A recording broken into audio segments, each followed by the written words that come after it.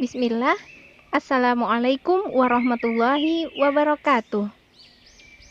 Alhamdulillah wassalatu wassalamu ala Rasulillah wa ala alihi wa ashabihi wa man walah amma ba'd. Alhamdulillah, see you again to continue our learning in history of Islamic culture. Ustazah sangat senang bisa berjumpa dengan kalian kembali. Oke, grade 2. Kaifahalukum? Yap. Semoga kita bersama dalam lindungan Allah Subhanahu wa taala. Amin ya rabbal alamin. Okay, class. On this opportunity, I will explain about two parts, yaitu tentang dakwah, tahapan dakwah terang-terangan. Kemudian Ustazah akan menyampaikan tentang sidang majelis untuk menghalangi dakwah Rasulullah. Oke, tujuan pembelajaran kita adalah supaya kita memahami proses sejarah dakwah di awal-awal dakwahnya Rasulullah Shallallahu Alaihi Wasallam. Insya Allah. Okay, before we continue our learning today, let's recall the previous learning. Sebelumnya kita sudah belajar tentang pengertian dakwah. Yap, pengertian dakwah itu apa? Dakwah artinya menyampaikan. Oke, ya. Sebelumnya kita belajar tentang dakwah Rasulullah secara sembunyi-sembunyi. Secara sembunyi-sembunyi berapa tahun? Yap, 13 tahun. Sekarang Ustazah akan menjelaskan lanjutan dari pembelajaran kita hari ini adalah tentang tahapan dakwah terang-terangan. Nah, tahapan dakwah itu gimana? Yang pertama tentunya ada perintah dari Allah agar Rasulullah Shallallahu Alaihi Wasallam berdakwah secara terang-terangan. Kemudian berdakwahnya Rasulullah yang pertama terang-terangan di kalangan kaum kerabat. Setelah itu dakwah Rasulullah di atas Bukit Safa. Nah, terus juga menyampaikan yang hak secara terang-terangan dan sikap musyrikin terhadapnya. Nah, itu yang akan kita bahas pada pertemuan kali ini. Oke ya sayang ya, siap untuk melanjutkan pembelajaran? Insya Allah siap. Oke. Nah, sayang, tahapan dakwah terang-terangan Rasulullah sekarang ini yang akan Ustazah jelaskan itu, yaitu dimulai pada tahun keempat kenabian sampai ke pertengahan tahun keenam kenabian. Berarti kira-kira berapa nak? 1 tahun setengah. Ya. Nah, peristiwa-peristiwa yang terjadi ketika dakwah terang-terangan itu, yang pertama adalah perintah dari Allah supaya berdakwah secara terang-terangan. Nggak boleh sembunyi-sembunyi lagi. Harus terang-terangan, harus berani. Nah, gitu. Firman Allah dalam Al-Quran surat Asy-Syu'ara ayat 214. Nah, di situ firman Allah yang artinya, dan berilah peringatan kepada keluargamu yang terdekat. Nah, sayang, dari firman Allah ini Rasulullah kita, Nabi kita Muhammad Sallallahu Alaihi Wasallam langsung berdakwah kepada kerabatnya. Siapa kerabatnya Ustazah? Kerabat Nabi kita adalah Bani Hasyim dan Bani Al-Muttalib. Nah, kerabat-kerabat Rasulullah itu sebanyak 45 orang diundang oleh Rasulullah. 45 orang yang laki-laki itu diundang untuk berkumpul. Setelah itu Rasulullah ingin berbicara, baru nak cerita, baru nak bicara, tiba-tiba Abu Lahab, siapa Abu Lahab? Yap, angkelnya Nabi Muhammad, tapi yang tidak suka sama Nabi Muhammad. Ya, tiba-tiba Abu Lahab berbicara sambil mengancam bahwa Bani Hasyim dan Bani Abdul Muttalib tidak akan sanggup melawan seluruh suku Quraisy. Nah, waktu itu di Arab itu suku Quraisy itu besar ya sayang ya. Jadi Abu Lahab ini mengancam kita tidak akan berani melawan seluruh suku Quraisy, gitu katanya. Kemudian Abu Lahab ini juga dia mengejek agama Islam yang dibawa oleh Nabi kita, dan dia bilang itu adalah agama yang paling jelek.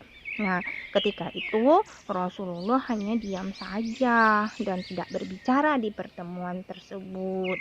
Nah, tapi kemudian beliau mengulang lagi. Beliau mengundang Nabi Muhammad Shallallahu Alaihi Wasallam, diundang dan beliau berbicara. Kata Nabi Muhammad Shallallahu Alaihi Wasallam, Alhamdulillah, aku memuji Allah, meminta pertolongan, beriman dan bertawakal kepadanya. Aku bersaksi bahwa tiada Tuhan yang benar melainkan Allah, dan tidak ada sekutu baginya. Terus beliau berkata lagi, sesungguhnya seorang pemimpin tidak mungkin membohongi keluarganya sendiri. Demi Allah, yang tiada Tuhan selainnya, sesungguhnya aku adalah Rasulullah yang datang kepada kalian secara khusus dan kepada manusia secara umum. Demi Allah, sungguh kalian akan mati sebagaimana kalian tidur, dan kalian akan dibangkitkan sebagaimana kalian bangun dari tidur. Sungguh kalian akan dihisab terhadap apa yang kalian lakukan. Sesungguhnya yang ada hanya surga yang abadi atau neraka yang abadi. Nah, begitu kata Rasulullah. Nah, ucapan beliau ini ketika beliau menyampaikan ucapan seperti yang tadi Ustazah bacakan, terus disambut oleh Abu Thalib. Kalau tadi kan langsung Abu Lahab ya nak ya, Rasulullah belum cerita, Abu Lahab sudah mencela. Kemudian disambung yang sekarang ini didukung oleh Abu Thalib. Siapa itu Abu Thalib? Abu Thalib, ya, Abu Thalib juga angkelnya Nabi Muhammad Shallallahu Alaihi Wasallam. Abu Thalib itu paman yang mendukung dakwah Nabi Muhammad Shallallahu Alaihi Wasallam. Oke. Sedangkan Abu Lahab setelah dia mengetahui dukungan dari Abu Thalib, dia menganggap sikap tersebut adalah sebagai suatu keburukan.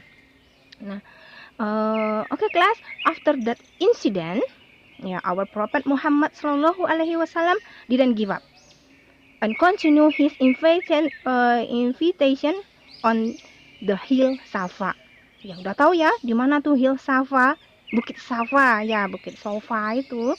Nah, di atas Bukit Safa, Nabi Muhammad juga mengumpulkan kaum Quraisy. Itu udah kaum Quraisy secara umum, tidak hanya lagi Bani Hasim dan Bani Abdul Muthalib.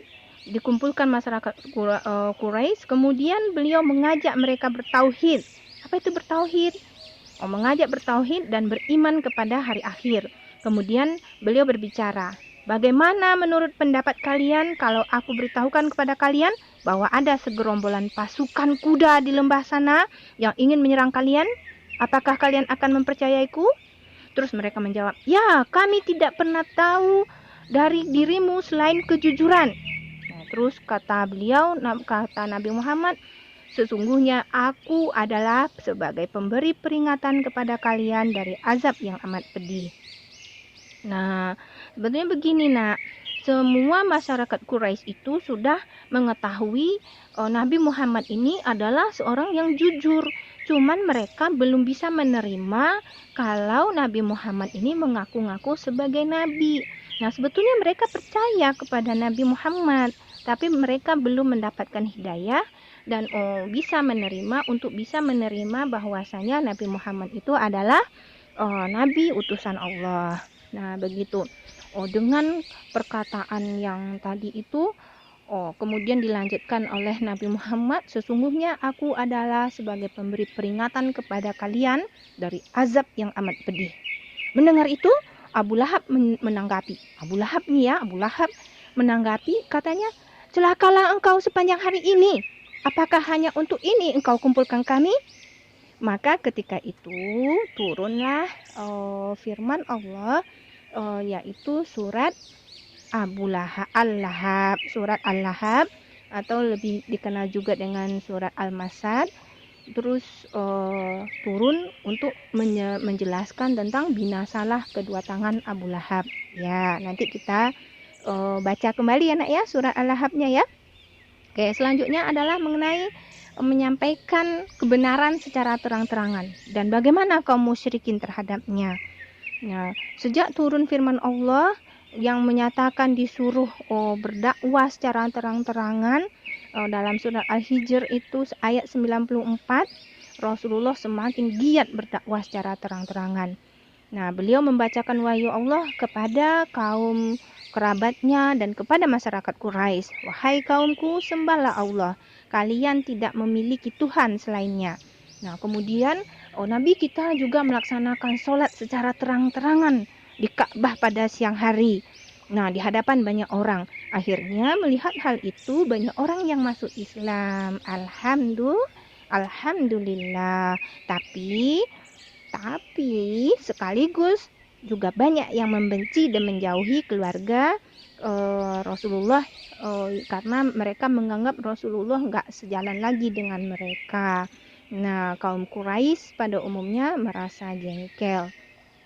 Oke ya sayang ya, itu cerita yang Ustazah sampaikan tentang peristiwa-peristiwa ketika awal dakwah secara terang-terangan. Ya, anak-anak Ustazah, are you still listening to me? Masih ya nak ya? Masih mendengarkan Ustazah. Oke. Terakhir yang akan Ustazah jelaskan adalah tentang sidang majelis. Ini orang-orang Quraisy, mereka bersidang, mereka itu berkumpul, bermusyawarah, membahas upaya untuk menghalangi jamaah haji agar tidak mendengarkan dakwah Rasulullah. Nah, mereka berusaha bagaimana supaya orang-orang yang datang ke haji tidak mendengarkan dakwah Rasulullah. Dan mereka menyampaikan kepada orang-orang bahwa Rasulullah itu adalah seorang dukun, orang yang gila, penyair, tukang sihir. Astagfirullah. Nah, tapi walaupun begitu Rasulullah tetap berdakwah dan Abu Lahab juga tetap mengganggu beliau dengan mengatakan kepada orang-orang, jangan kalian taati dia, karena sesungguhnya dia adalah seorang sabi, orang yang mengikuti syariat nabi-nabi zaman dahulu, atau orang yang menyembah bintang atau menyembah dewa-dewa, lagi pendusta. Nah, gitu tuh dibilang sama Abu Lahab. Nah, kita tidak boleh mencontoh Abu Lahab tersebut ya nak ya. Ketika didakwahi kita harus mendengarkan secara baik. Nah, itu penjelasan Ustazah dalam pertemuan kali ini. Seandainya ada kekurangan, Ustazah mohon maaf atas segala kekurangan yang mungkin tidak Ustazah sengaja. Kita berharap kepada Allah semoga ilmu yang didapat adalah ilmu yang bermanfaat. Pesan Ustazah, be more diligent in reading Al-Quran and always pray on time. Oke ya nak ya. Kita tutup dengan doa kafaratul majlis. Subhanakallahumma wa bihamdika asyhadu an la ilaha illa anta astaghfiruka wa atubu ilaik. Assalamualaikum warahmatullahi wabarakatuh. Ila liko.